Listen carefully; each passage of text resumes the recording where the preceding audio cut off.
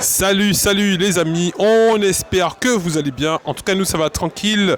On est avec monsieur Eddy Ségur, qui est secrétaire général du FSU Guadeloupe. On a entendu en début de semaine, on a même partagé effectivement une communication disant un appel à grève ce jeudi. Donc, il y avait une conférence de presse ce matin, mais on va approfondir un peu plus pour que vous puissiez avoir plus d'informations sur cette grève qui a commencé avec les enseignants. Bonjour, monsieur Ségur. Bonjour. Donc aujourd'hui, nous avons appelé l'ensemble des collègues à se mobiliser, à faire grève. Il faut savoir que nous sommes dans une situation assez dramatique dans l'éducation nationale.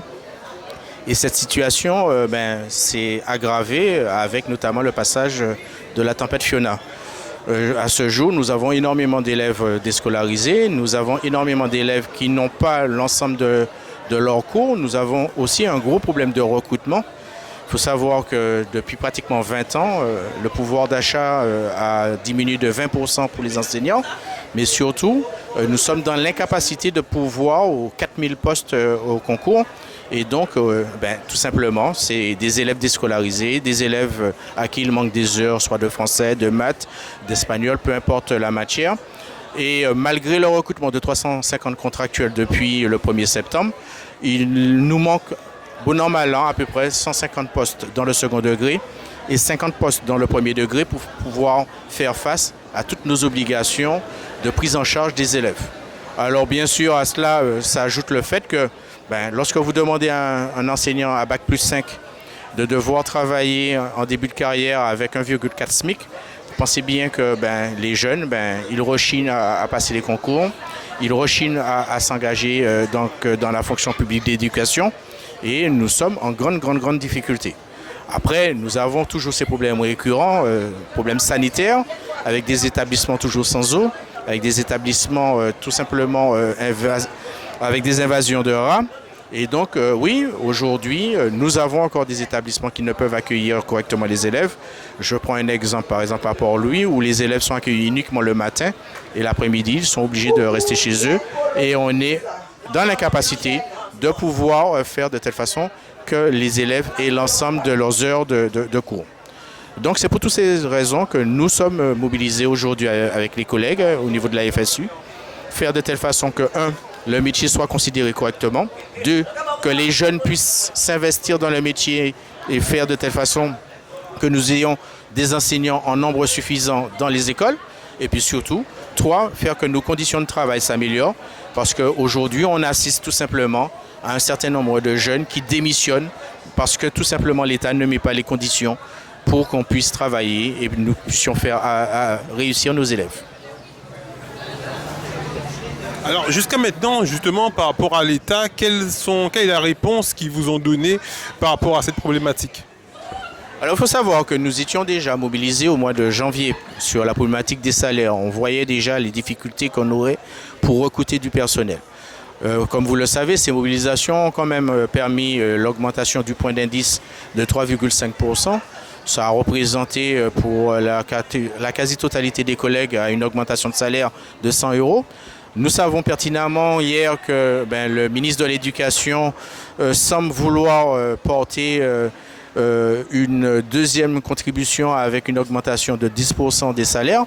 Mais malheureusement, on se rend compte que sur ces 10%, le ministre semble vouloir qu'il y ait une contrepartie. Or, nous estimons que les enseignants font déjà énormément, qu'ils sont des fois à 40-45 heures semaine de travail entre la prise en charge des élèves, la préparation des cours, les corrections de devoirs, et qu'il est hors de question qu'on demande à nouveau aux collègues de faire des efforts d'heures supplémentaires. Il faut tout simplement rémunérer correctement les enseignants et faire de telle façon qu'ils puissent tout simplement vivre correctement de leur travail.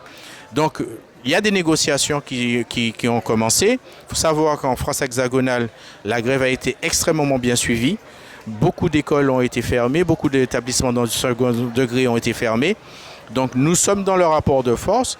Il est clair que nous allons discuter avec toutes les autres organisations syndicales pour faire qu'au niveau de la Guadeloupe, le mouvement s'amplifie et qu'on puisse apporter de véritables réponses aux difficultés que nous avons. Lorsque vous voyez en plus que l'obligation vaccinale empêche un certain nombre de collègues, psychologues scolaires, infirmières, de pouvoir exercer et prendre en charge les enfants les plus en difficulté, nous sommes tout simplement dans l'état d'esprit de faire que l'école fasse réussir les jeunes. Et donc nous ferons tout pour que demain, les enseignants soient bien dans les établissements, qu'ils soient rémunérés correctement et que les enfants soient pris en charge correctement.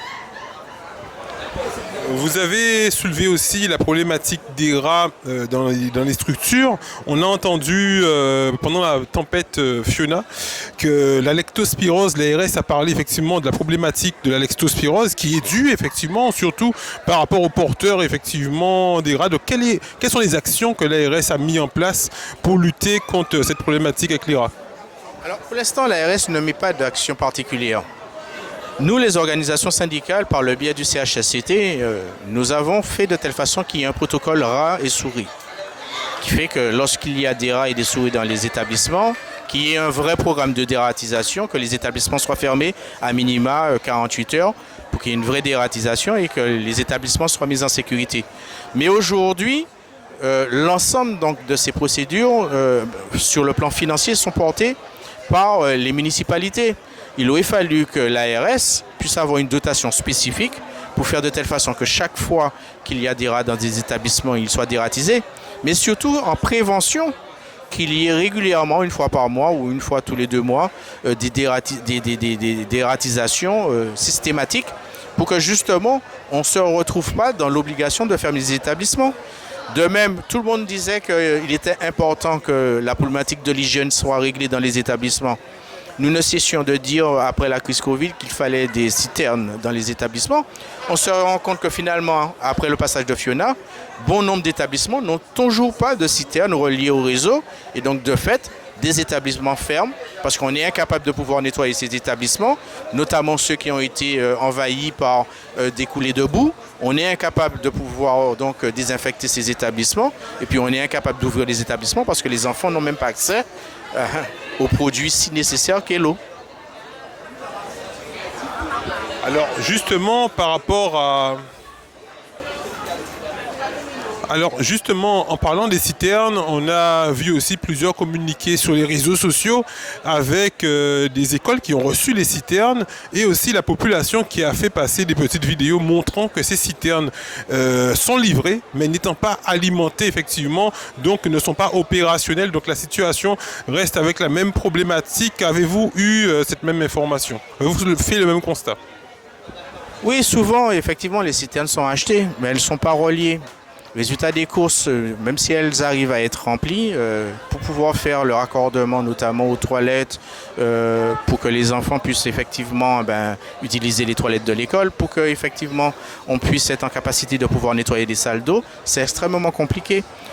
Et de toutes les façons, nous avons aussi cette autre problématique, c'est que nous avons des difficultés au niveau du réseau d'eau général. Et donc, pour pouvoir remplir ces citernes, il faudrait effectivement qu'il y ait des process qui permettent effectivement qu'à aucun moment elles ne soient vidées. Et malheureusement, ce n'est pas le cas. Je pense sincèrement qu'il faut absolument que les municipalités, que le département et la région qui ont cette responsabilité de mettre aux normes les établissements, fassent un travail régulier de mise aux normes, de réflexion si jamais effectivement nous avons des difficultés sur des établissements, de raccord notamment. Et il faut vraiment que ça soit une priorité. On voit bien que depuis le Covid, la situation sanitaire est d'une exigence pour nous aujourd'hui, notamment dans les écoles auprès des plus jeunes. Il faut que donc les collectivités prennent leurs responsabilités et s'il le faut, qu'ils se fassent amender leur budget pour que justement nous n'ayons plus ce type de problème. On ne peut pas avoir en Guadeloupe plus d'une centaine de jours d'écoles fermées, tout simplement parce qu'il y a des rats ou tout simplement parce qu'il y a un manque d'eau dans les établissements. Nous savons très bien ce que engendre la déscolarisation des élèves, c'est l'échec scolaire. Et lorsque vous avez plus de 30% des jeunes qui quittent le système éducatif sans aucun diplôme en Guadeloupe, c'est lié bien sûr à la mauvaise orientation, mais c'est lié aussi, malheureusement, à la déscolarisation régulière de ces élèves parce qu'ils n'ont pas assez d'enseignants, parce qu'il n'y a pas d'eau, parce qu'il y a des rats et que les établissements ferment de façon récurrente.